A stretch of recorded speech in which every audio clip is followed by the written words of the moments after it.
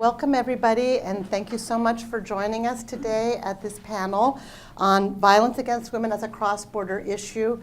I'm sure many of you were planning to join us last November as part of our 16 Days of Activism campaign, and we had to reschedule it due to the weather.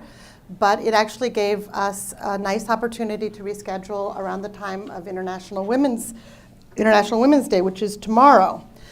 During our 16 Days campaign last year, we decided to focus, and for those of you who don't know about it, this is a yearly international campaign to bring attention to different forms of violence against women and girls. And we chose to focus on immigration as one of the really important issues that is facing us right now in the United States and very related to violence against women. We showed some of our other events involved a panel on human trafficking of women, a film screening of Maria en Tierra de Nadie, which is a film that shows the harrowing journey of several Central American women who are traveling from Latin America to the US. And we also organized a day of service working at a domestic violence program with Clínica del Pueblo, a local health center that works with immigrant populations. And I see several of you here who were with us that day on the day of service. So this was and is our keynote panel, and we're very excited with the distinguished panelists that we have here today to really shed light on immigration reform and understanding the connections that it has with violence against women here, both at home and abroad. As most of you already know, common sense immigration reform is now more critical than ever. As immigration reform continues to stall in the House and is thwarted by a small group of conservative lawmakers, women and families continue to bear the burden of our broken immigration system. Violence is often intensified when it plays out in the life of immigrant women. Dependency on a spouse for economic means of legal immigration status or threat of deportation can render a woman unable to leave an abusive relationship. Passage of immigration reform could provide key protections to these women. At the same time, the passage of the International Violence Against Women Act, or IVAWA, is another important piece of the puzzle. Reintroduced for the third time in November 2013, IVAWA would demand measures which prevent women from becoming victims of trafficking and abuse. It would provide assistance to survivors of gender-based violence and reduce pressure on our already stressed U.S. immigration system. So with this in mind, the Global Women's Institute at George Washington University has participated in several activities that raise awareness on this important issue. Having worked in community health and violence prevention in Nicaragua for almost 2 decades, I've had the opportunity to testify in many political asylum cases of Nicaraguan women who have come here fleeing abuse and who are under threat of deportation. And in fact, there is a woman who I've been involved in her case, and she has been detained for the last 2 years. Her case has been repeatedly delayed over and over again, including a snow day 2 months ago, and she won't have her hearing until next month. And this is a woman who came fleeing for her life. Her children are separated from her, and is going through incredible agony and terror at the thought of being deported back to where her abuser is. And as a proud supporter of the We Belong Together campaign, which are co-sponsors of this event, GWI participated in a demonstration of 105 women who were arrested on Capitol Hill, including fellow panelist Terry O'Neill from NOW, blocking traffic at a major intersection to pressure Congress into action on immigration reform. So today we have an amazing panel with us, and we'll be hearing about the experiences of immigrant women and talk about how better legislation and implementation could address and prevent further violence. You can learn more about these issues in our first policy brief, which we put out in November, called Protecting Women from Violence at Home and Abroad, the Role of the U.S. in Comprehensive Immigration Reform, which we published together with We Belong Together. And we'll have copies of these. If they're not out there now, you can get them afterwards. We also have materials from many of our partners here that you're welcome to take, and please do sign up for our email list and our newsletter if you'd like. I also want to add our sincere thanks to our partners. We're very proud to be partnering with We Belong Together, who are working to empower women and keep immigrant families together. And we invite you to look at their website, webelongtogether.org, to learn ways that you can get involved. And before I start with our panel, I just want to introduce also the members of the Global Women's Institute. We are a very small but active group. And here we have Diana Arango, Chelsea Ullman, Sherlyn Simmons, who is outside and will probably, is she there? She'll join us. Okay. Fernanda Bianchi, also over here. And our newest member, Manuel Contreras, who just started last week. So I'm going to sit down now, and we're going to make this a pretty informal. We'll have first a small discussion among us and a few key issues. We're going to invite comments and questions from the audience. So, get started now. First, we're going to talk with Jessica Scruggs Morales, who is the legislative and policy consultant for We Belong Together, which, as I said, is a campaign to mobilize women in support of common sense immigration reform that will keep families together and empower women. Before that, Jessica ran the Washington New Americans program in Washington State, helping eligible legal permanent residents become citizens and active engaged voters. Jessica was previously at the Global Philanthropy Group, working with high-profile and net worth donors to ensure their philanthropy was having maximum effect. So we want to start with you because We Belong Together has been a relatively new campaign and has really put women at the forefront of this issue, and in so many ways. And you've had so many activities, including the arrest, campaigns with children, and now you have a fast getting started tomorrow, I think. So tell us a little bit about the background and what women want from immigration reform. Sure. Can everyone hear me okay? You can take the microphone down. Pull it out, I think is the best way to go. All right. Well, let me know if you can't hear me. So as Mary said, we're a relatively new campaign. We began in 2010, officially on Mother's Day, and sort of in response to the SB 1070 law in Arizona. A group of domestic workers went to Arizona to talk to women who'd been affected by the law and share their stories and see the similarities. We're an initiative of the National Domestic Workers Alliance and the National Asian Pacific American Women's Foundation Forum. I can never do the full name properly. NAPOF. And many immigrant rights and women's rights organizations. And the purpose of the campaign is twofold. One is to really raise up the fact that this is a women's issue, and immigration isn't a women's issue for immigrant women, it's a women's issue for all women. And so the goals of the campaign are to involve women in the fight for immigration reform, and to fight for immigration reform that reflects the needs of women and children.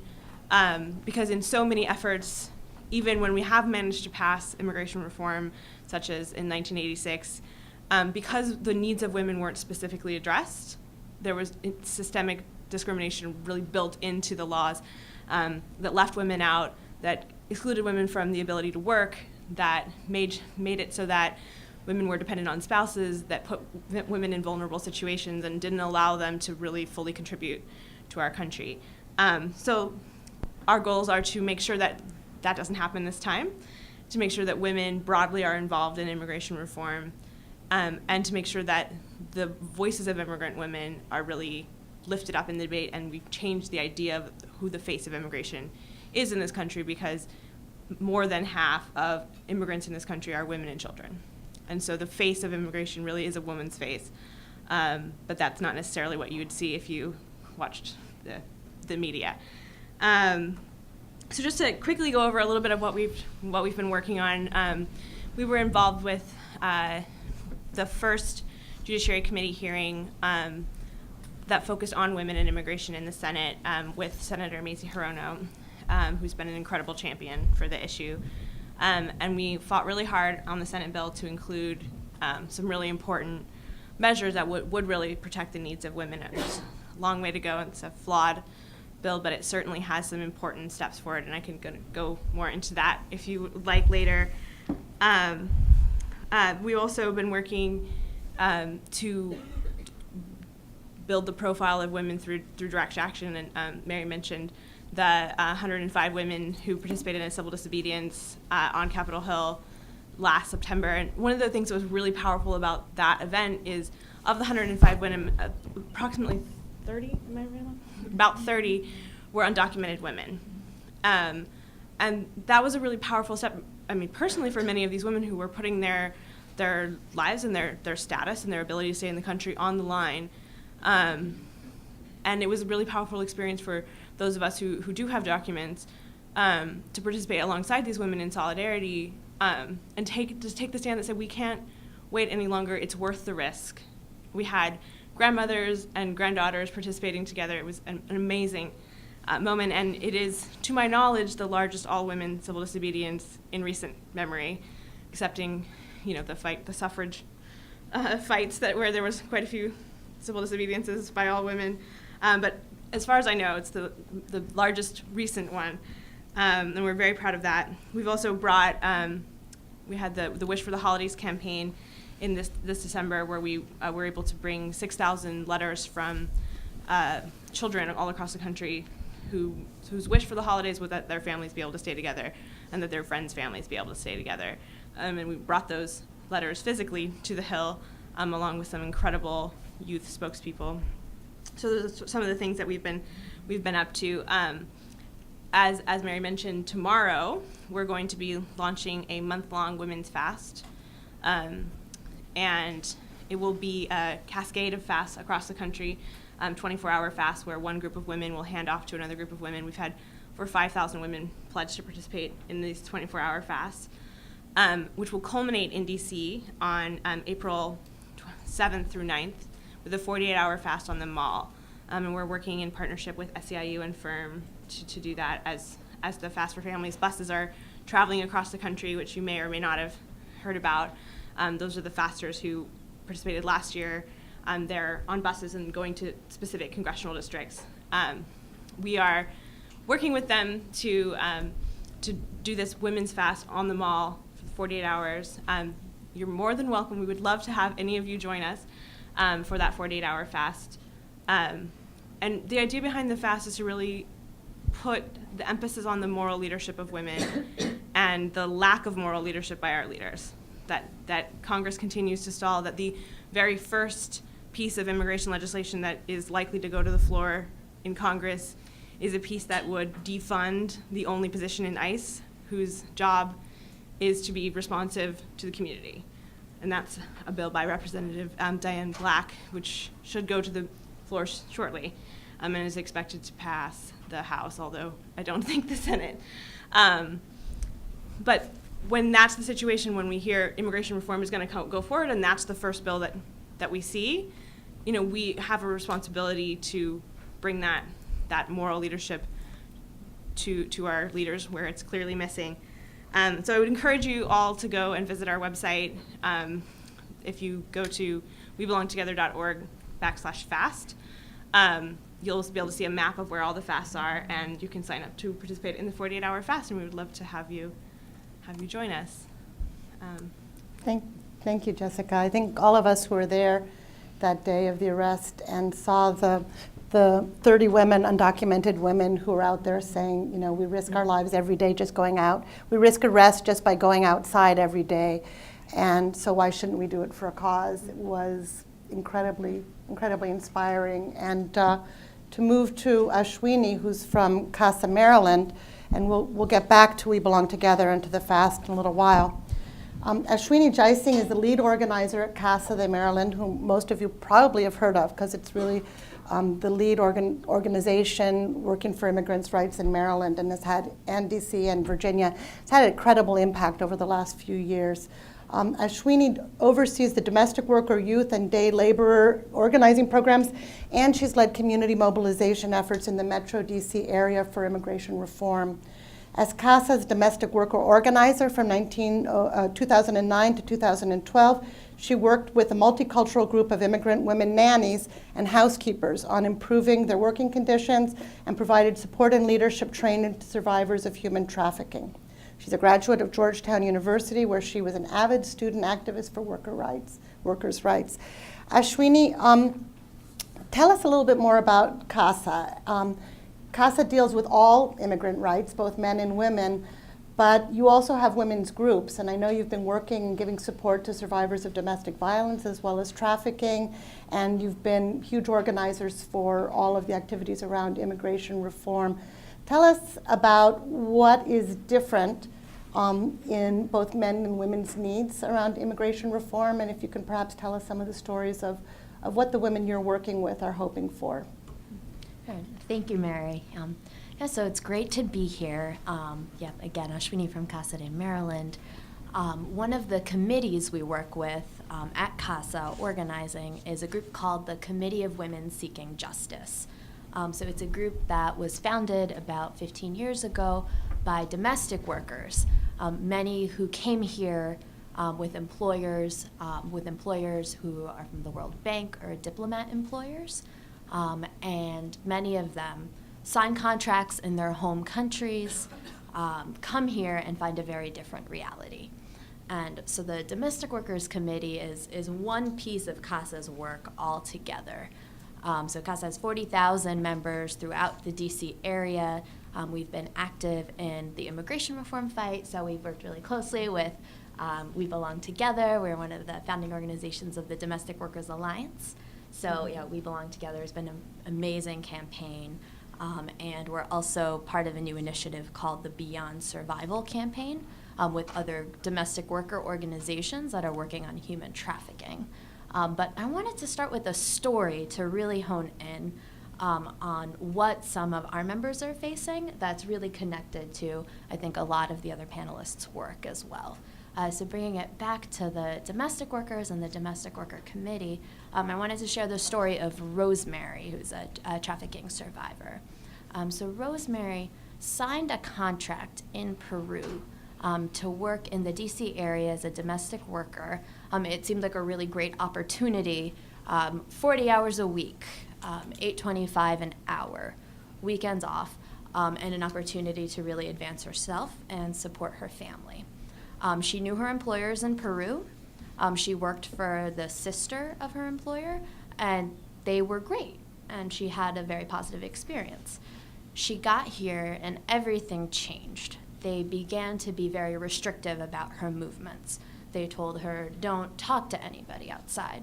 The contract that said she would be paid $8.25 an hour, they told her that was something only to get your visa. She was paid about $150 a month, was working around the clock, so would often start at 6 a.m. and would often be on call and working till midnight and 1 a.m. And faced very severe instances of verbal abuse, and that eventually escalated into physical abuse and even sexual assault from her employer. And constantly, and this also escalated over time, her employers threatened her with deportation. And particularly the male employer who said, I know what's going on. If you tell my wife, we'll call ICE tomorrow and have you deported. So with all that happening, she faced months just with fear of deportation, just everything going on in that circumstance, and finally was able to confide in a friend at church. So even though her employers were restrictive about her movements around the house, said you can take the children here and there, but no place else, you shouldn't have friends, the one place they let her go was church, something fairly common we hear. So she was able to confide in somebody there who contacted CASA, and we were able to arrange to have her escape. And from there, so this was about 4 years ago now, she's had a long battle, but has come a really long way. So on the legal side, She had to fight to adjust status, which is still going on. But personally, just overcoming years of trauma, it's very much an ongoing process for her and many of the survivors we work with. And then at CASA, one piece that's unique is the organizing program kind of goes hand in hand with services. So for Rosemary, we were able to plug her in with a group of other immigrant women, many who have been through similar circumstances. And so from that aspect, being able to support each other was a large part of her recovery process. And then also being able to organize together and being able to take collective action.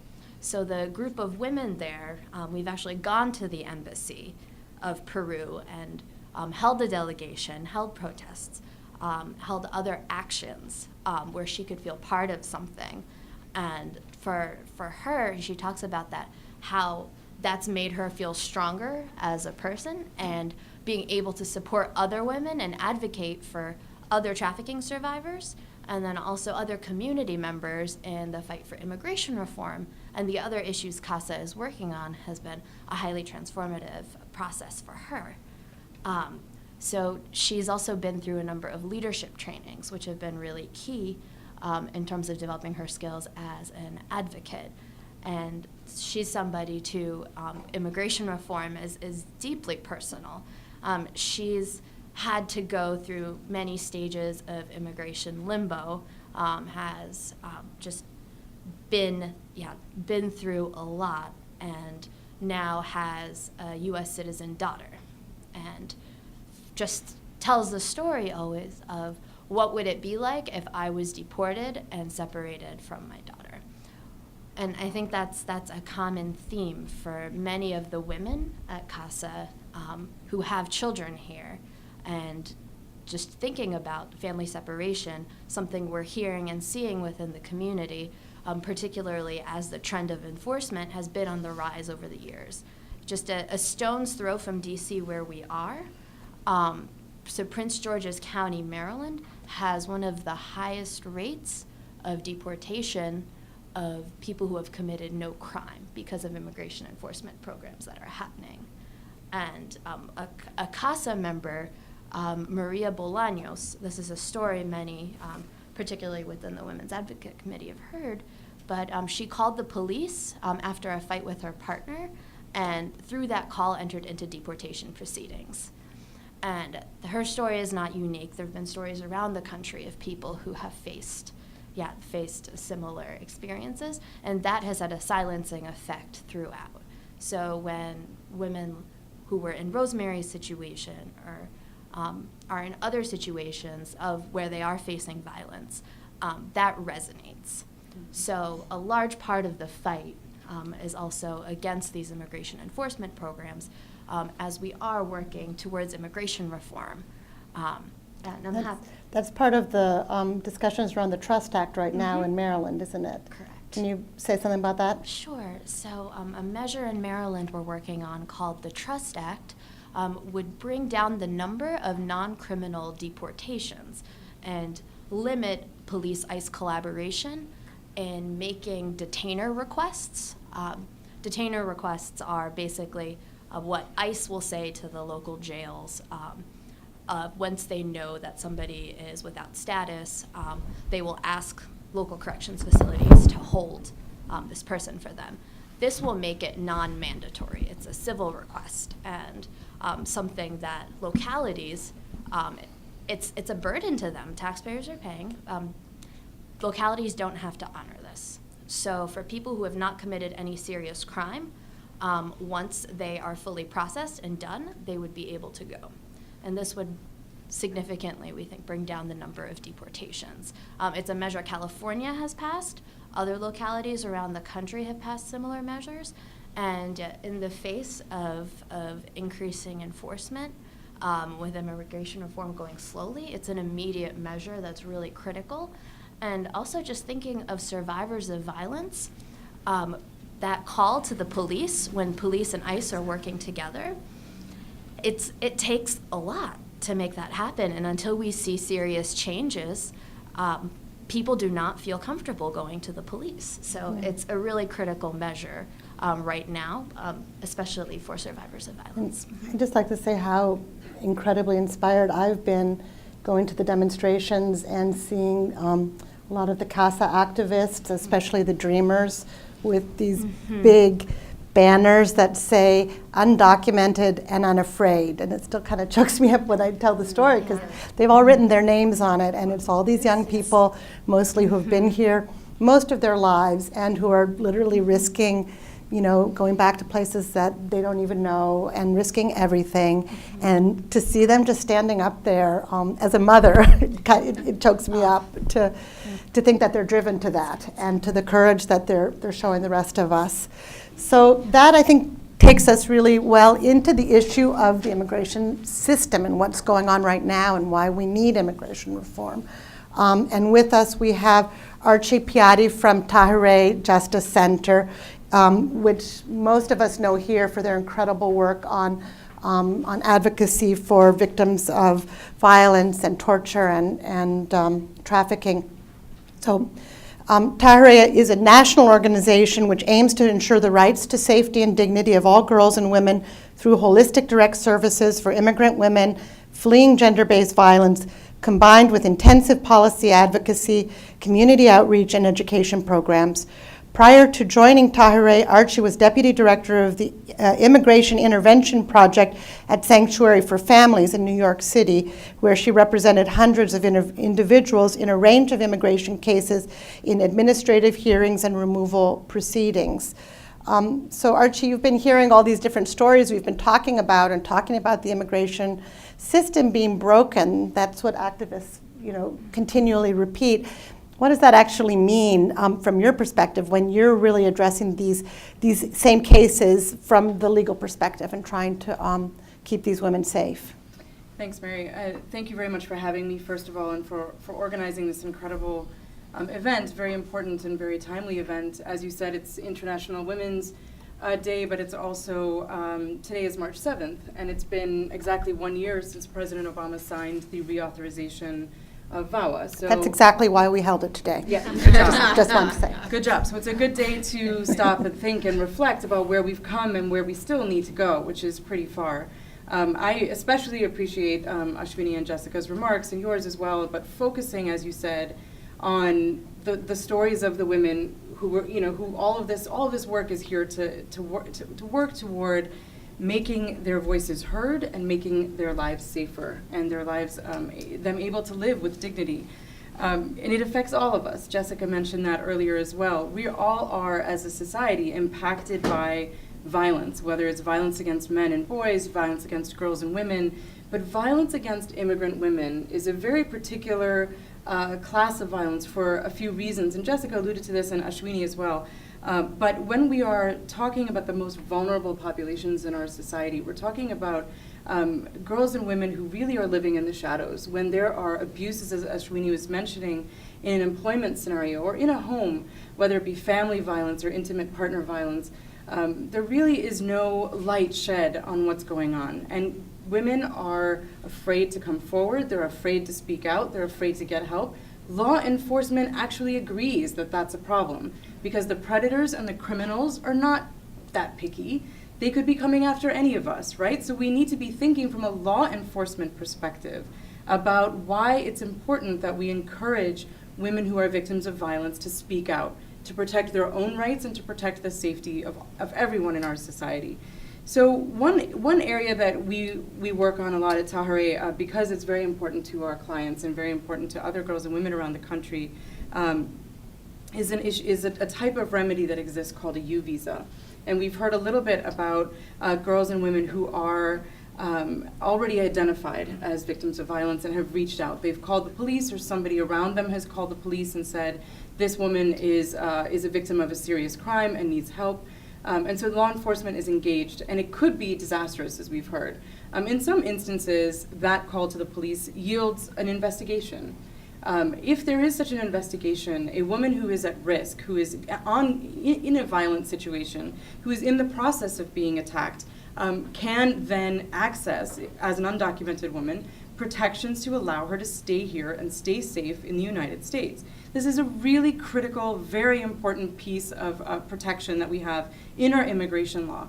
When people say the system is broken, so we have this great protection, that's wonderful, but it's not we're not seeing it being used appropriately, effectively across the board for all women who deserve it and who need it, right? There's a 10,000 person cap on how many victims of violent crimes can access a U visa. It's not only girls and women, it's anybody who's a victim of a violent crime. But of course, for those of us at Tahirih who are working on gender violence issues, we are seeing that as that's our client base, and it's a very important piece of the population who is being protected through U visas.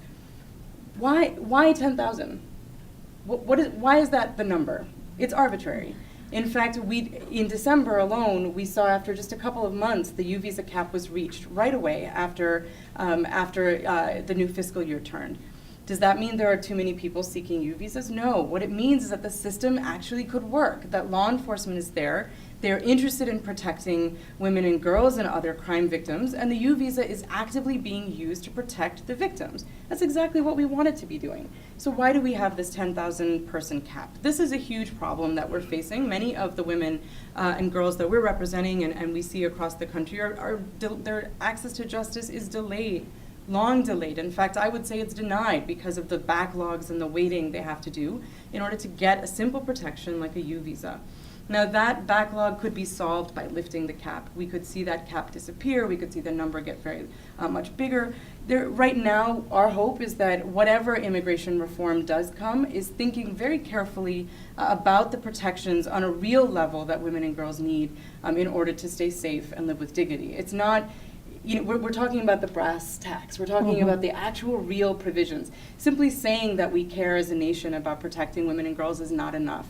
If you put a cap on it, if you make women wait until the end of this process to get a work permit so they can work in a legal way and pay their taxes and be a part of our society where they're less vulnerable to discrimination and abuse, are we really living up to that standard that we are interested in protecting girls and women from abuse?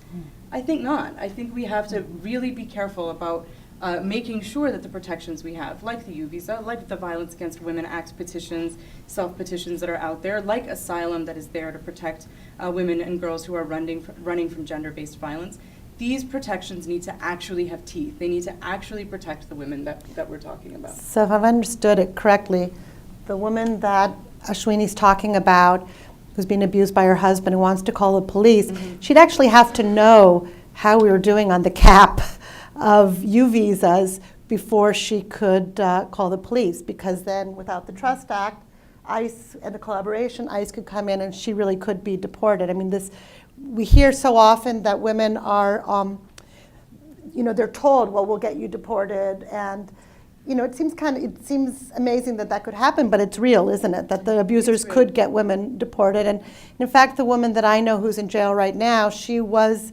originally deported because of the husband here had called ICE, and then she came back in, and because she had a criminal record for having worked at a McDonald's with false papers. When they caught her, even though she's eligible for political asylum because she's being persecuted and would face persecution in Nicaragua. The government cannot protect her life there, and she comes under the category of protected classes here. But in order to wait for her trial, she has to be detained. She was extradited up to Virginia when they found her in Texas because of the false papers. So it just seems amazing that somebody who actually would have a right to the asylum has to be in jail for 2 years, leaving her kids. Absolutely. The detention system, and I think everybody on the panel probably is familiar with this, is truly unfair, especially to girls and women who, I used to work in the detention area, and we would see women who were pregnant, for example, being held for months and months on end waiting for their trials. Down near Houston, where we have an office as well, we're hearing that because of huge backlogs in the processing of asylum claims, people who are entering and have legitimate claims for asylum and go through the first hurdles of showing that they do have a claim for asylum and need protection, they've gone through all that. So we're not interested in sending them away. Still, their cases are put off for months and months, even over a year, there is this, again, I will say, very arbitrary deadline of 1 year within which you have to file for asylum if you arrive. If your hearing is not within that 1 year, you're not able to file in a timely manner. And so many women we're seeing down in Texas are actually missing their filing deadline through no fault of their own, but because the system itself is so backlogged and so, as you use the term, broken, that we're not able to actually incorporate, include women's cases on the docket when they need to be. So just to be clear, and any of you can jump in on this, around the immigration reform measures that are in the House right now, would they help? Or is this a whole extra layer of advocacy and lobbying that we have to do? In the House right now, no, they're not going to help these particular issues. And so we do need to see, we are interested in seeing some different measures in the House that would be more encompassing of all the rights we'd like to see. Yeah. Does anybody else want to say anything If about I could that? just add to Yeah, that please. a little bit. Yeah, absolutely right. The House, the measures that have been gone through the Judiciary Committee and that look like they're going forward in the House are the opposite of helpful. HR 15, which is based on the Senate bill, and has, I think, close to 200 co-sponsors, including 4 Republican co-sponsors, would do some good. That bill would eliminate the 1-year deadline. It would raise the cap, although not enough, on U visas. It would do something to clear the backlog, since 70% of women who have entered legally have entered through the family system. So that's a key way for women to get access to immigration. It would increase some protections in workplace environments, some worker protections, increase the different categories of crime that U visas fall under, including elder abuse, which is really important for many women who are home care workers. And when they see elder abuse, can't come forward because they're undocumented, and we want to protect our grandparents, and we want to protect these women who want to protect their clients. So those are just a few of the sort of wins in HR 15. However, Speaker Boehner has said this bill is dead on arrival. It's not happening. And none of the bills that have come forward through the Judiciary Committee or through the Republican leadership address any of these issues. If anything, they make them significantly worse. I think it is important for us to remember that even if we do get the immigration reform that's in Congress right now, we're still going to have more work to do. So now I'd like to switch over to the other side of the coin. We've been talking about women facing abuse in the United States and what kind of remedies we have for them or fleeing abuse. What about the women in other countries? And so many of them come from places that are where they're fleeing conflict or abusive situations. And we don't want to worry just about the women, immigrants or not, in our own home. We care about women everywhere, and we want to make the world safer for those women as well. So there is the International Violence Against Women Act, which has now been reintroduced, and I'm going to ask Maya Raghu from Futures Without Violence to comment a bit on that, and I'll just tell you briefly a little bit more about Maya. Her work, she's a senior attorney with Futures Without Violence in DC. Her work primarily focuses on the intersection of gender, immigration, violence, and the workplace, and she's an expert on legal issues concerning the workplace effects of gender-based violence. She conducts trainings at national and regional conferences for a wide variety of audiences, including attorneys, employers, unions, and direct service providers. She creates public education materials and training resources and engages in policy advocacy. Ms. Raghu is a member of the American Bar Association Commission on Domestic and Sexual Violence. So tell us about this other side of it, of the coin. What's going on with the International Violence Against Women Act, and how did it start, and how will it help women? Thank you, Mary, and thank you for having Futures Without Violence here on this great panel. So as you said, the International Violence Against Women Act, or IVAWA, was originally introduced a few sessions of Congress ago, and it sort of had a varying history and success over the years. It was just reintroduced again in the House in November, and importantly, it had bipartisan co-sponsors, which is very important. We hope it'll be introduced in the Senate in the next few weeks, again, with bipartisan sponsorship. So we're sort of encouraged and hopeful that it has a little more traction and perhaps a more viable future this year.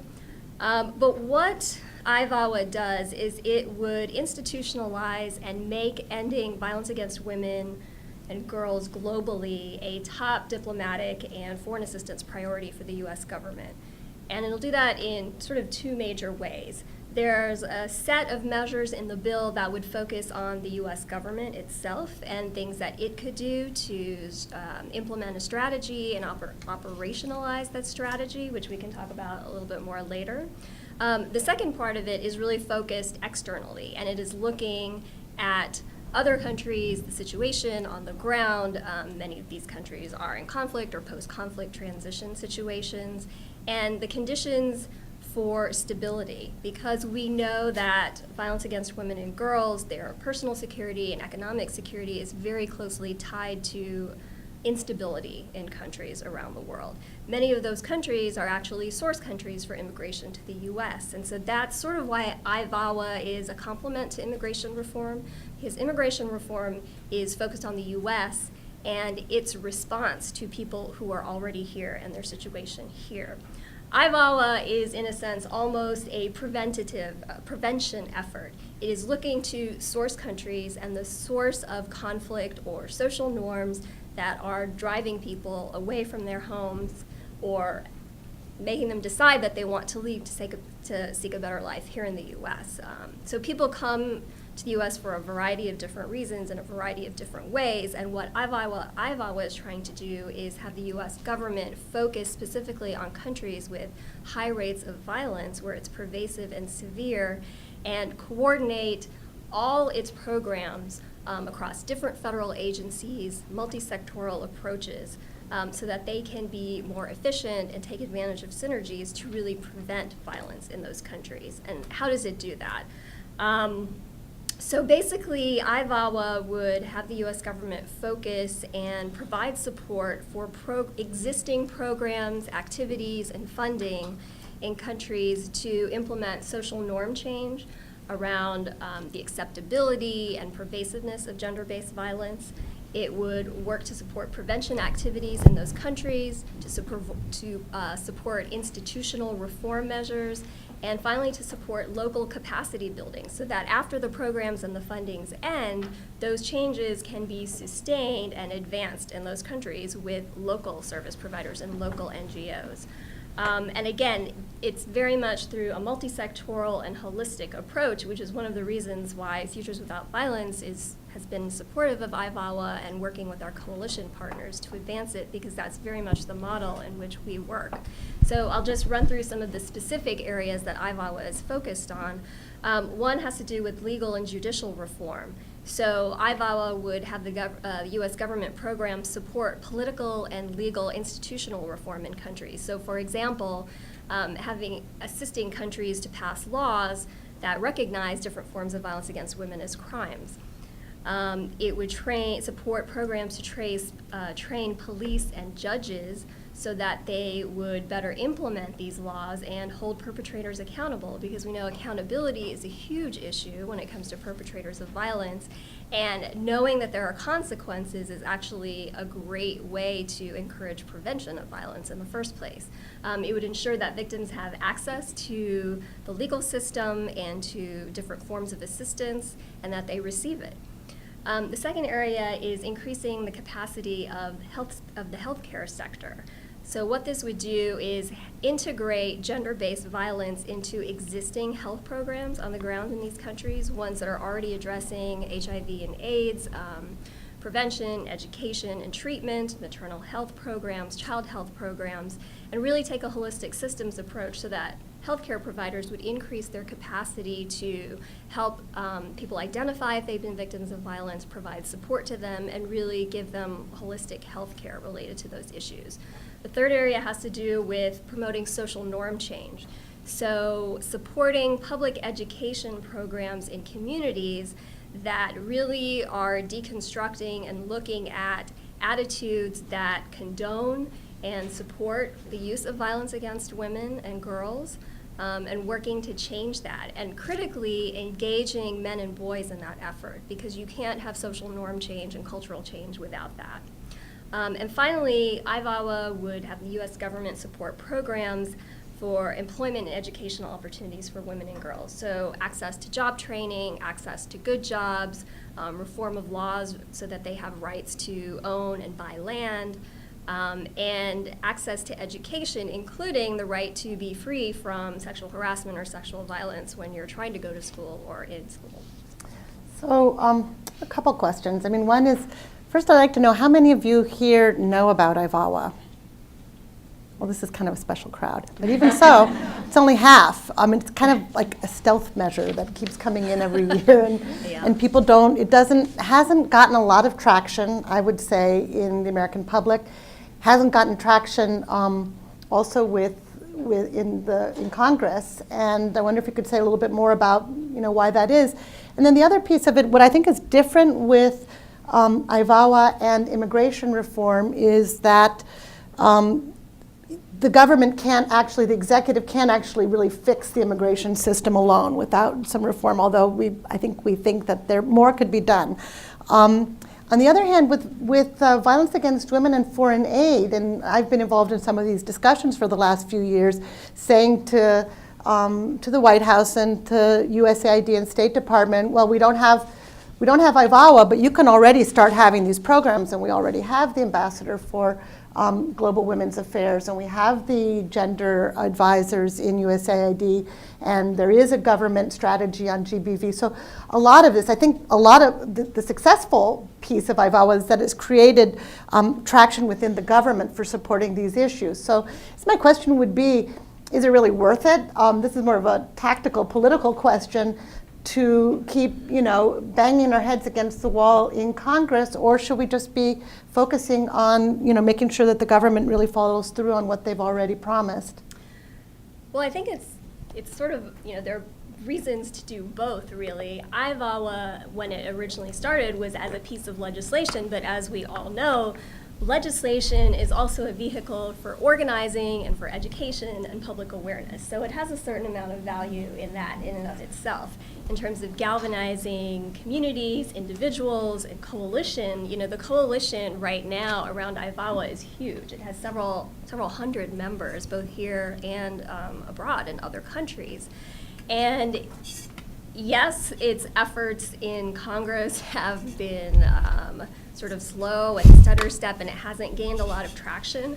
But the discussions and the negotiations over the years, what they did was create a broader awareness within Congress, members of Congress and their staff, and the groups that work with them and groups that work on violence against women issues or economic issues or development issues, that this piece of legislation is out there, that there are certain strategies and steps the U.S. government can take within its existing programs already. So actually the work on IVAWA over the years and the hard work of all the coalition members helped lead to the U.S. government deciding as a form of administrative action to put together the strategy to end and prevent gender-based violence globally. So what happened is, the administration asked the State Department to lead this effort and USAID, and they put together the strategy. And that strategy was basically implemented through an executive order, which President Obama signed in August of 2012. And so the U.S. government is actually already taking a lot of steps that are in IVAWA now. IVAWA would institutionalize and codify it. So an executive order, I think that one only has a time limit of 3 years. Okay. So what happens when that executive order expires? Does the strategy and all the work that's gone on to implementing it, does it die at that point because there's no authority for it? So having that in IVAWA means that it's a continuing effort and it's a continuing obligation of the U.S. government to keep doing these things. The great thing about IVAWA is, it would permanently authorize this Office of Global Women's Issues in the State Department. It would permanently authorize the position of ambassador at large so that it's not sort of dependent on each administration as to whether or not they want to keep it. And the ambassador at large is sort of the first position that for the first time, it's where you have a point person who's responsible for coordinating all the programs and activities and funding issues around gender and women's empowerment across the U.S. government, all its programs in foreign countries across different sectors.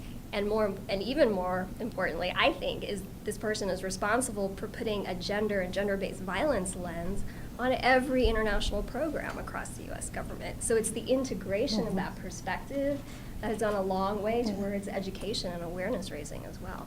And I think it is exciting for those of us who've been working in Washington for a while around gender equality and foreign assistance, and really felt like we were banging our heads against the wall for a long time.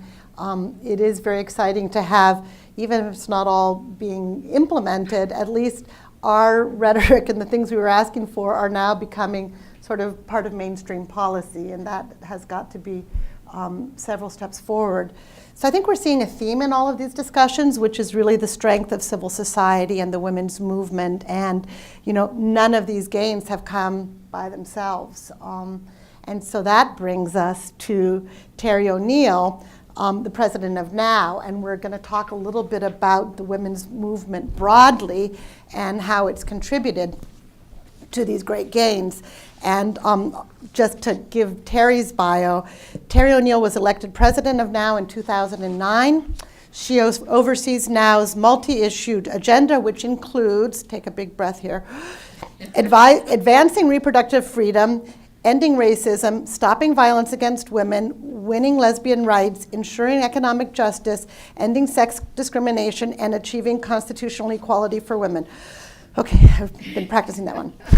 A former law professor, O'Neill taught at Tulane and at the University of California, Davis, where her courses included feminist legal theory and international women's rights law. She has testified before committees in the Maryland House of Delegates and has written federal amicus briefs on abortion rights for Louisiana Now, Planned Parenthood, and the ACLU. And I just want to say on a personal note, I have been a big admirer of Terry's and always wanted to meet her. And they say that the best way to get to know somebody is to go to jail with them. So I was very excited on, spend a whole day together, in a sweltering warehouse. And I was very excited when at the demonstration, we both got handcuffed together and I was right in line in front of her and I was thinking, yes, this is gonna be great. And then I found the downside of it is that Terry starts, like all the national press, start moving in on her, and she's doing interviews and her hands behind her back, and it all looks really courageous and great. And I am right behind her with my back to the camera, my legs spread, and and being searched while we're getting on the bus.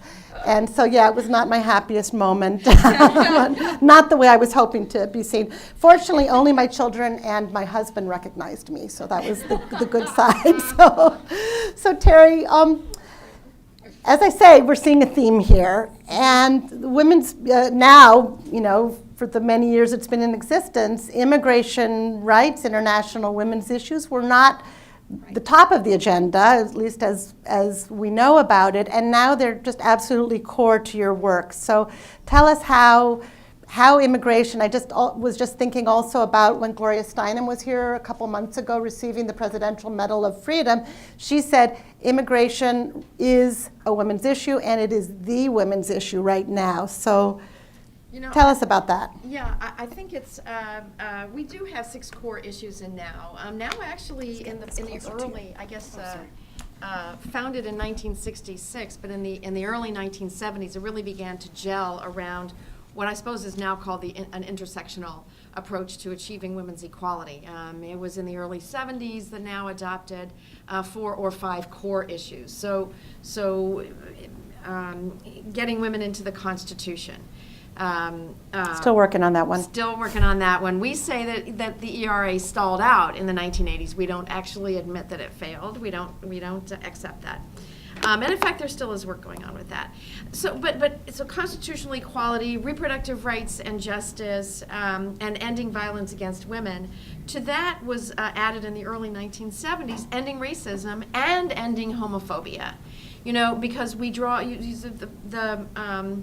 just sort of picture the 3 words, sexism, racism, homophobia. You connect the dots. Certainly, many of the organizations that we consider to be pushing racist and homophobic and sexist policies, they connect the dots. There's absolutely no question about it. And so we feel that we need to as well. About 10 to 15 years ago, now adopted economic justice for all women as another core issue. And now, under our policies, we never elevate one issue over another. We recognize that all of those have to sort of move forward together. Otherwise, you don't really get deep and lasting social change. So if you think about it, immigrant women's rights come very much at the intersection of most of those core issues, right? It's anti-racism work. It's anti-violence work, reproductive health care and reproductive health justice work, and then, of course, economic justice. So it's very much a natural for when immigration, comprehensive immigration reform gets up and becomes an issue nationally, it's very much a sort of an automatic natural fit for now. In fact, when George W. Bush was president, and we should remember, George W. Bush really felt like he could have immigration reform as one of his signature legacy issues. Didn't work. But at the time that came up, now became one of the founding members of the National Coalition on Immigrant Women's Rights, right? Along with NAPOF, the National Asian Pacific American Women's Forum, and the National Latina Institute for Reproductive Health, and a number of other organizations. So We Belong Together is an outgrowth of that effort. So that's kind of, I guess, the background of why we're involved in this issue. I'm sitting here thinking about this. I think it's a couple of things that occurred to me. One of the things in the fight to reauthorize the Violence Against Women Act. In the 112th Congress, we did not get that law reauthorized. And one of the reasons that we didn't was because opponents of the Violence Against Women Act insisted on not including the U visas, an expansion of U visas. And we went down swinging on that. In fact, I'm really proud to say that our representatives on the coalition were very, very active. It was the coalition was really torn.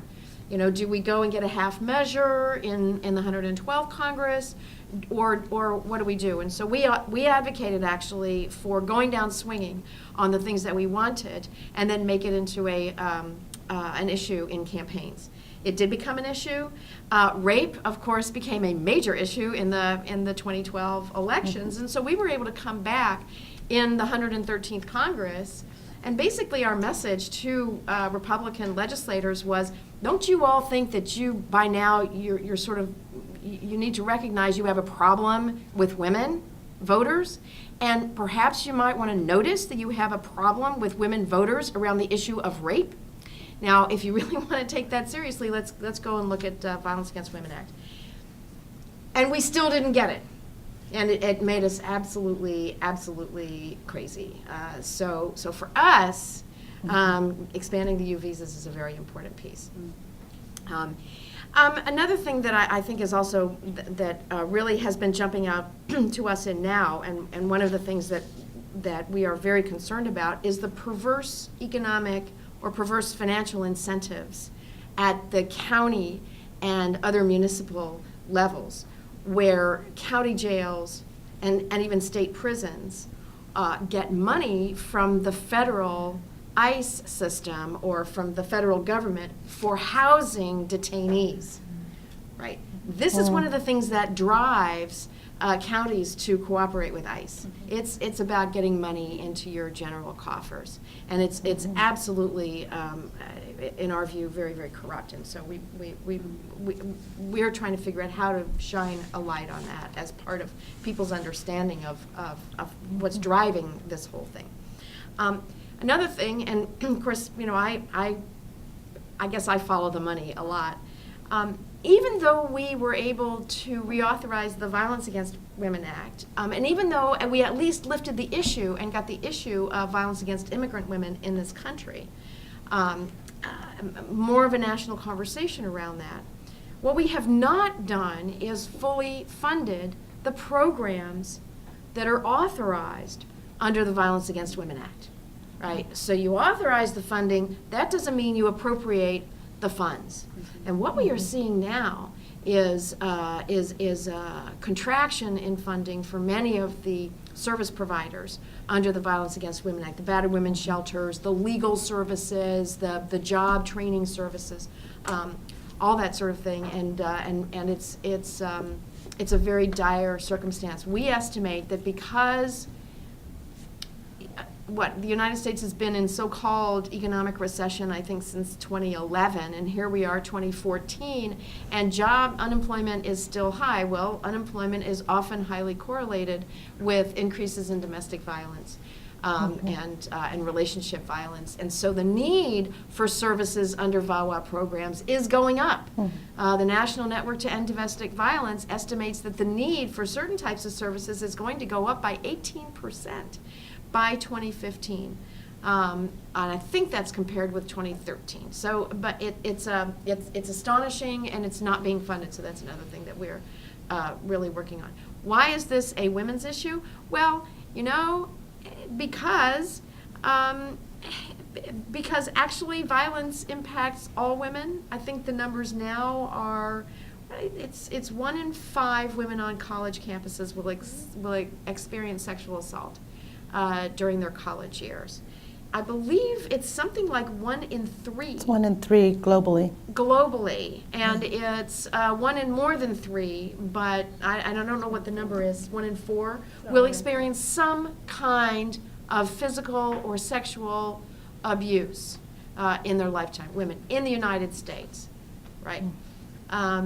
So it absolutely affects all of us, and in different communities, in an immigrant community, that violence is experienced in one way. In a white community, that violence may be experienced in a different, specific way on the ground, but the idea is the same. It's really, it really does affect all of us. So, Terry, could you also explain something that you explained to me on the bus? Yes. Was a big piece of what immigration reform, having it respond to women's needs, has to do also with the work visas, and that really comes down to how is women's work valued compared to men's work, and who do we extend the visas to? Could you explain that again? Yeah, it's a problem, frankly, with the Senate bill, and the Senate bill is by, I think people who've looked at it, we're pretty much a consensus, is way better than the patchwork version that's going on in the House.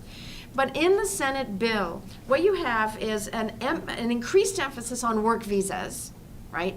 And at the same time, restrictions on family. Who counts as a family member that can come over to join a person who has a visa. All right, what's wrong with that? Number one, women in sending countries are very often subjected to educational discrimination and job discrimination in their home countries. So they don't have that stellar resume that gets them the job in the first place. Little wonder that 70% of immigrant women who come to this country don't come on work visas. They come on family visas. Duh. So Mazie Hirono, Senator Hirono, had an amendment that would have recognized a whole new category of work visas, right? And instead of elevating the techie, the computer technology types of visas, let's also elevate the value of care work visas. And by the way, frankly, child care and elder care, and I've done both, not for pay. It does require high levels of knowledge, high levels of education, a lot of experience and training. And it is woefully devalued in this country. If we valued any kind of work that ends in the letters C-A-R-E, right, then women's wages would be a lot higher, and maybe women could engage with the work visa. So that's one piece. The second piece, when you restrict the number of family members that count as people who can come over, I mean, how many women in this country rely on their female family members for help with taking care of children, taking care of elders? When something happens, who do you reach out to? Your sisters, your cousins, your sisters-in-law, your aunts, and those are the folks that we rely on to help us through crises that we may have. That's how women get to keep jobs that may keep them working 50 and 60 hours a week. It's because you have this extended family. So it's really a double whammy of disadvantaging women, even in the Senate bill. Even though the Senate bill is better than what we have now, it's a problem. And it's something that we really need to address, is value the work that women do, and value the way that women advance through their work lives, and that is through a network of women family members. Thank you. So I know this is just raising tons of questions in the audience and in all of us. And before we go to the audience for general comments and questions, I just want to throw this out to the whole group. What can we all do? What do we want people in the audience to be doing to move IVAWA and immigration reform ahead? You probably saw in the Washington Post today, really interesting article with President Obama saying, well, it really doesn't depend on him. You know, the fact that we have more deportations than ever right now is really up to the Congress. So, you know, what do we say, and what do you think we should be doing? Anybody? Well, I can address that last piece. In terms of individual people, like I said, you can sign up for the Women's Fast. And there's a lot of work happening in terms of you can call your congressperson and push in that sort of traditional advocacy way. But we absolutely need to move immigration reform and IVAWA forward. There are things that we can only do in a legislative path, and we must continue to work on that, and we must not give up on that. I think the 1986 IRCA law looked like it was going to fail until it didn't. And we have to kind of keep that attitude and keep that pressure going. It's unacceptable that we can't pass immigration reform, and no matter how difficult or politically expedient it may be to ignore it, we can't allow that to happen. That being said, we can't just work on that issue, right? There are absolutely things the administration can do right now. There's, at a basic level, there's the safer deportation strategies. And now, I don't want any more deportations, but if we're going to deport people, we can do things like deport them with their cell phones and their medication. We can not deport them to incredibly dangerous areas along the border. We can deport them with their family members as opposed to separating them. We can not deport women after the women's shelters have closed. All of these things we're not doing now. These are incredibly basic. ICE could do that just by making that decision. That's absolutely something the administration can do. There are many ways that we can implement deferred action and prosecutorial discretion that can happen. And as Ashwini said, there's many things on the local level that can happen. We're seeing really encouraging action on the local level of where I'm from. In King County, they just passed a detainer policy that, you know, if you haven't been convicted of a serious crime, they're not going to spend King County taxpayer dollars to keep you in prison. That's a silly idea. They're not going to accept the ICE detainers. And those are things that on the local level can happen that can really make a huge difference. So I think we need to be moving in many different directions. Thanks. Anybody else? I mean, I would just emphasize again, I think all of us have touched on this in our speaking, but there are, in the immigration system right now, there are remedies for people who have already identified as having been abused.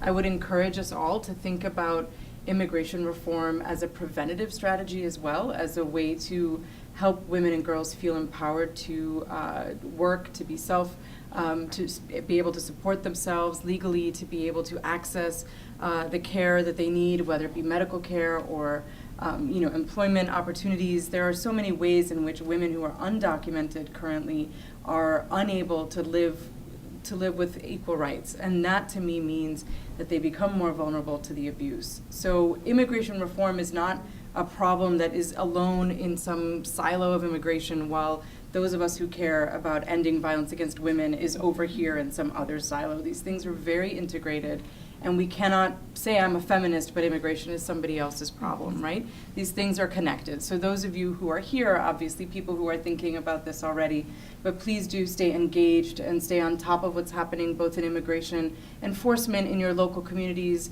as well as in as well as, at immigration reform at the congressional level, and a lot of the other options that Jessica's outlining, the obvious easy fixes that would help us at the administrative level. There's a lot we can be doing, and being engaged in the dialogue on a whether it be through tweets or texts or blogging or responding to, op-eds and articles in the New York Times and things that are really harmful in terms of protecting women in our society. Just stay engaged and stay informed. I think that's incredibly important. Terry.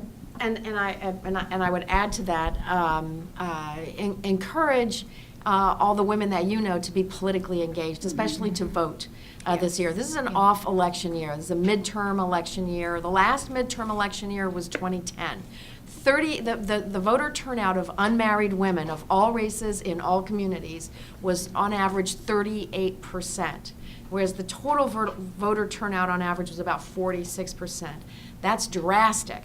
This year, we need to push unmarried women. It's a demographic that's extremely important for those who really care about fairness for women and justice for women generally. That's a demographic that skews progressive, skews towards understanding these issues.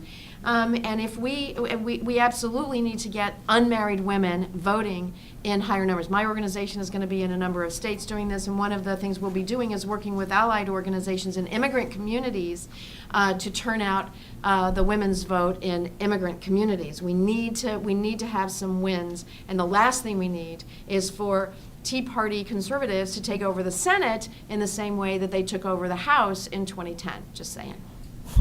And I know that Casa's working hard on that too. Yeah. Totally. Yes. So, shall we move to the audience? If people have short comments or questions they'd like to ask, please, raise your hand so we can get a microphone to you.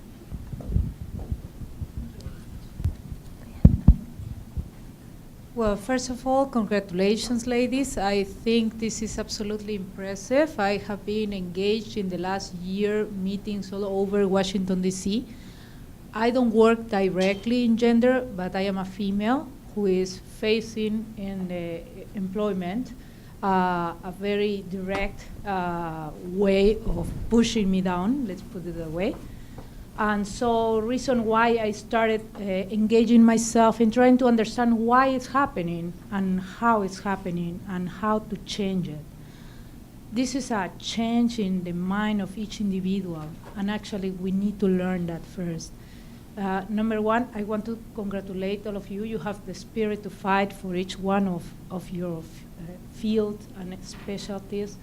And I apologize for my language because I am an immigrant.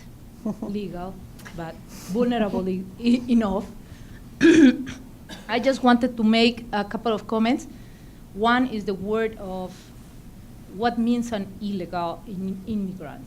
I think the immigrant, no matter gender, has no voice. And this is very important. Regardless of gender, if a female or a male speaks and has no rights, there is nothing to say about that. That's true. Number one. Number two, the legal action against U.S. citizens who abuse on legal or illegal individuals in vulnerable situations, no matter gender or age. Is it punished? I would ask here for the domestic women who are addressing abuse in enormous ways all over. Who and how many of those U.S. citizens have been in jail today? I need that number because that tells me how the legal system works. Mm-hmm. It doesn't matter if the immigrant is deported at the end. We are discussing about the justice of the penalty that the person who committed the crime should receive, not penalizing the vulnerable victim, but the person who injured that victim. I mean, we are talking about different issues here. Yeah. And one big thing, actually, and this is just a personal out of this environment, I think I have counted 5 men, and one of them is the male who is taking the camera here. So that means that although all these years of fighting, trying to make us hear our voice, in any environment, I mean, US or out of this country, in any environment, no matter where, we don't reach men. So why we don't take over the Congresses? Why we don't have more ladies like Terry exposing their points and expressing clearly what are the real needs of humans? We are 50% of every single country representation. How can it be that the woman who is here with the Ministry of Gender can handle 50% of this country issues by herself and be successful? Okay, I can help. Thank you very much. We'll have a few more short comments and try and keep them brief because we want everybody to have an opportunity to speak. So we'll finish here and then we'll move over that way. Okay. Oh, and before you start, we're going to say goodbye to Terry, who has to leave. Is on her way to New Jersey. Yes, for another event. So I am so sorry. I really, really enjoyed this conversation, and it's been a real honor to be here. Thank you so much. Thank you.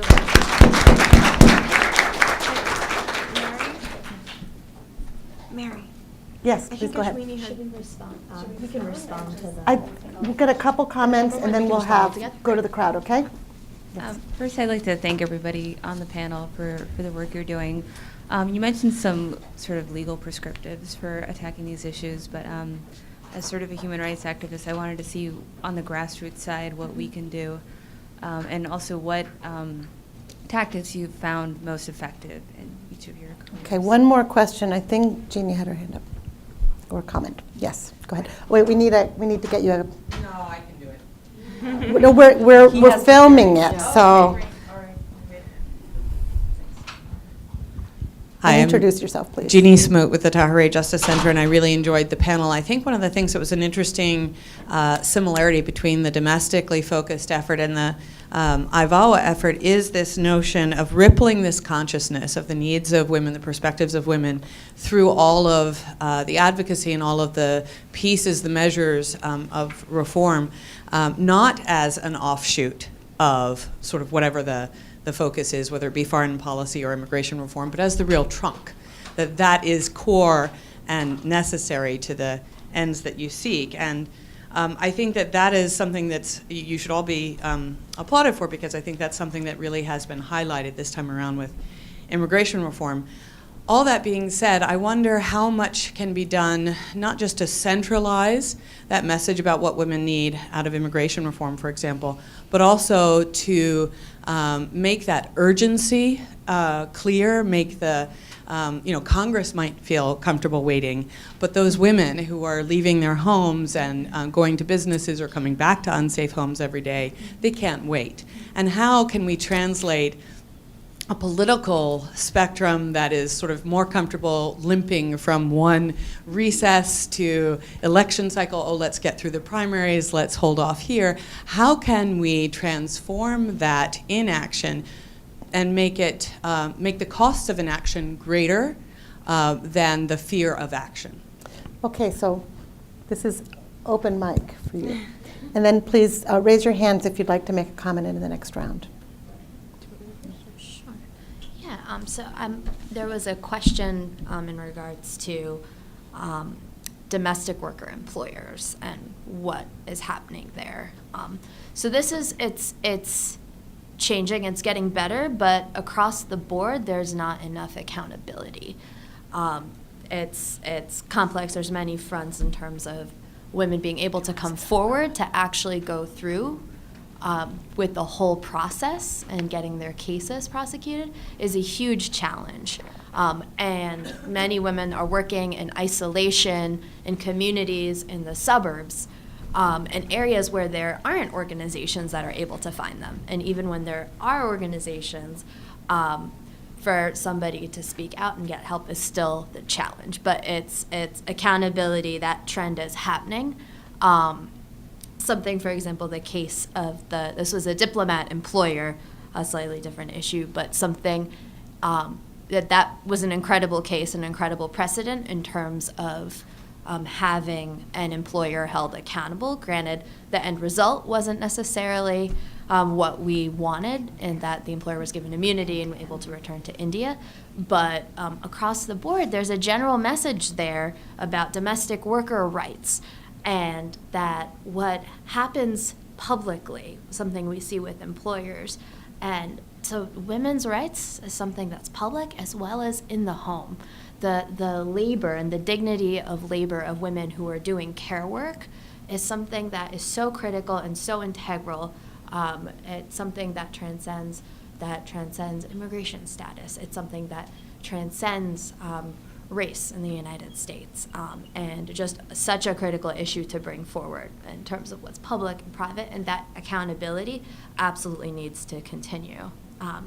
And I think other people can respond on the tactics, but I would just say we have to keep organizing, we have to keep fighting just on the ground level. So directly affected people coming together, being at the forefront. There's just incredible work with women's organizations throughout the country. We're most involved in the immigrant women's movement, and that's been hugely inspiring. But building coalitions, connecting with other movements. The women's movement is growing and coming into the immigration fight, and also connecting internationally is so key. And I will pass it on to Jessica to talk more about, what can we do to organize, fight, and win? Yeah. Well, the first thing, as Terry said, is vote. I mean, the best and most effective way to make politicians feel the pressure is to make them lose elections. And the coalition of the immigrant vote and the women's vote absolutely has the power to be the margin in several key districts. And we need to make that felt. We need to register to vote. We need to turn out to vote. And we need to make sure that those people who are eligible legal permanent residents who can become citizens and can vote have that opportunity, have the funds to do that. Cost $680, which is a lot of money for many people. All of those things, we have to make sure that we're voting. And the second thing I think is raising awareness. We did some really interesting polling at the beginning of last year where we talked to moderate or slightly conservatively identified women and kind of polled them on where they were on immigration. And we found that if you could convince women, and these are not immigrant women, if you could convince women that family separation was happening, that was the hurdle. Once they believed that family separation was happening, then they wanted immigration reform. So this isn't a question of women not being here on this issue, not understanding that you cannot separate children from their parents. It's a question of getting people to understand that this is happening really. Nobody wants to believe that our government is doing this, and yet it's happening every day by the thousands. Well, with the 1,000 and change. And so that's another thing, is like just building that awareness, talking about that, and talking about how international issues and domestic issues are connected, working binationally. We have a great honor to have a few binational partners who are working on the other side of the border in Mexico, working in women's shelters, and talking about, this isn't an issue we can solve by ourselves. And if we can keep that conversation going, keep that awareness going, and people begin to understand how immigration is a women's issue, I think that is kind of the biggest sea change that we can make, besides, of course, voting. Thank you. Yeah, sure. And then we'll go to the next. So I'll just respond to a couple of things that Jessica and Ashwini said, and then go back to the question about accountability for perpetrators. So, I want to pick up on your comment about connecting movements, because actually most of my work is domestically focused, not internationally, and I work in the area of economic security and women and gender.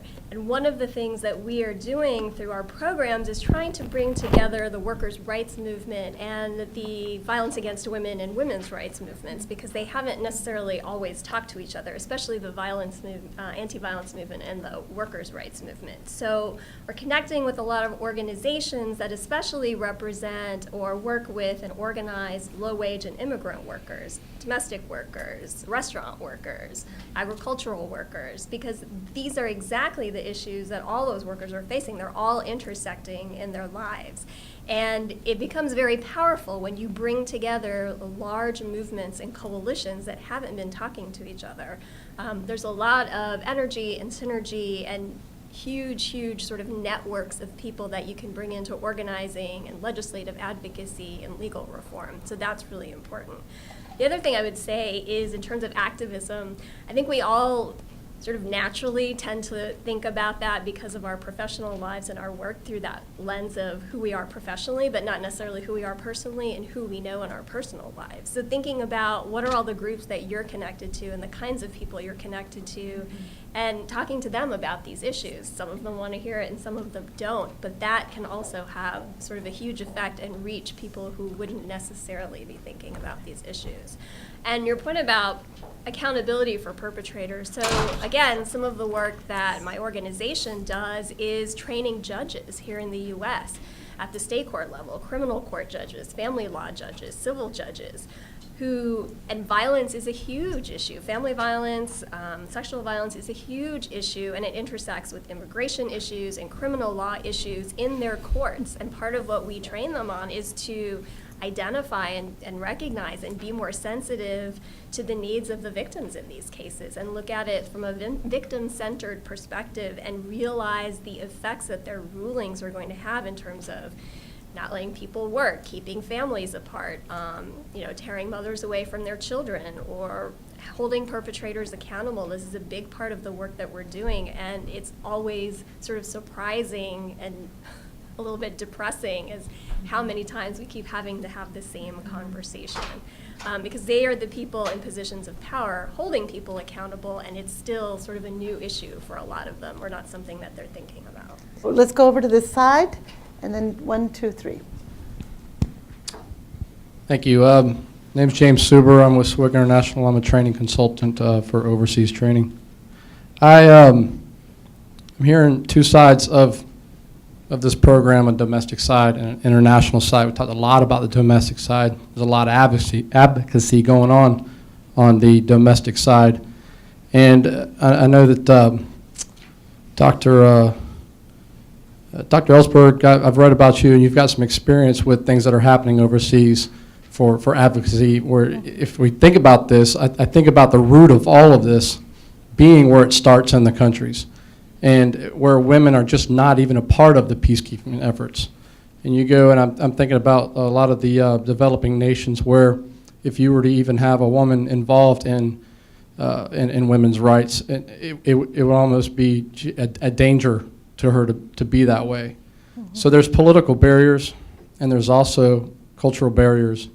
And so my question is from your end, what are some of the efforts we're doing to really establish that as the root of this problem before it comes here, before, all the domestic stuff that we're talking about is really a root of instability.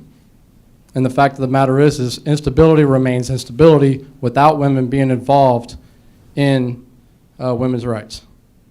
So I guess my question is in your experience, and where do you see the future going with being on the ground overseas in the international, from a global perspective? Where do you see these efforts going, and what are some of the what are some of those efforts? Okay, thank you. I guess I should end there. Over here we have 2 more comments. Thank you. Continuing on from your question, my name is Megan Danu. I'm the gender coordinator at Peace Corps, and we have a different challenge because Peace Corps volunteers cannot endanger themselves by leading some kind of offensive, which they encounter almost daily. They're impacted by gender and gender definitions and that social construction that allows for this behavior to continue. And what our challenge is, and how we take advantage of IVA, is that we say we're part of President Obama's executive order, so this is how we're going to respond to it on this grassroots level. You're part of something bigger, as a volunteer. So I would like to talk more about grassroots. Like we've started in the education system. How do you help the volunteers work with their colleagues who are sleeping with their students, or caning their students, or forcing young women in early marriage, which we consider violence. So we that's our challenge, and we are working on that, and we've gone through almost all African countries, but we know we have so much more, and we would love, like what are some other ideas that at the grassroots level that operates in a community, whether or not a law exists. I mean, we know at the in household level often that law is not paid any attention. So, Thank you. Last comment.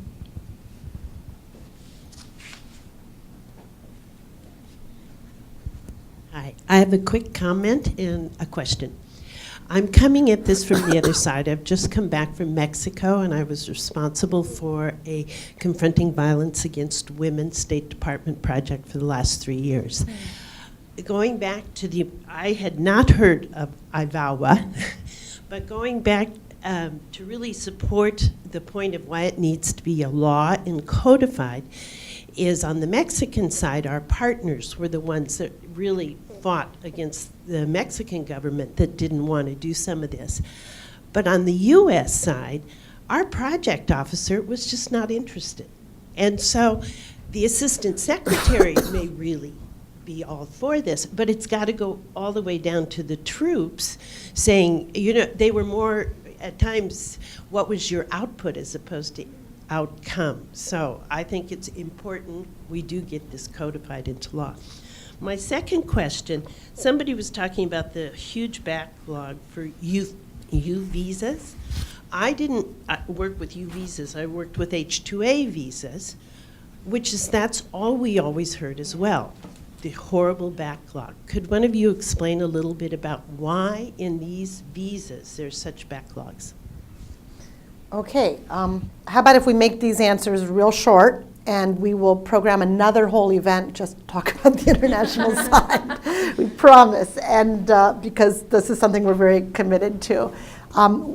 Perhaps all I'll say is that I think to your question about what's going on, I think it's really important to understand that IVAWA didn't start out of a vacuum, and it's not the idea of a bunch of American activists who want to do something in their government. We were really inspired by the work of the global women's movement and these courageous women who do put their lives at risk by speaking up for women's rights at the grassroots level. And that's really who we've learned from and are inspired by.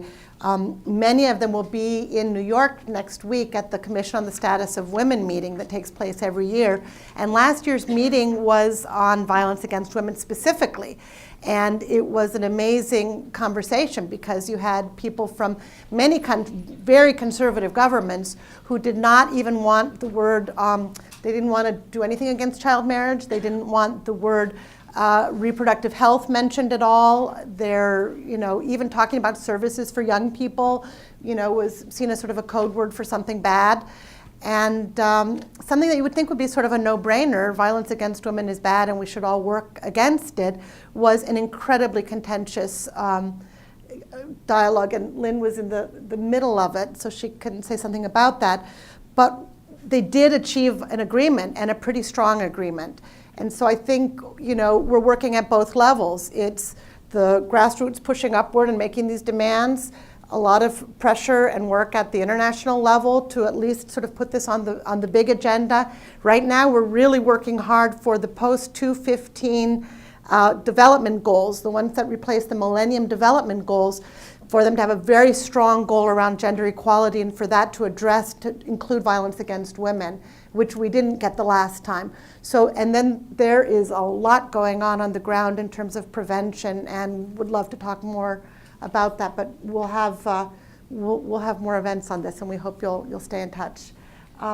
Maybe, do you want to say anything, and then something quick about the U visas? Sure. Okay. Yeah, I would just say that in terms of an international perspective, one of the things that we have to keep doing is just applying a gender lens, and that seems like such a basic step, but one of the problems with our immigration system is that there hasn't been a gender lens applied before, and so, the requirements under IRCA, the 1986 law that allowed for legalization, they didn't think about what kind of paperwork, whether women would be able to get the paperwork to legalize it themselves.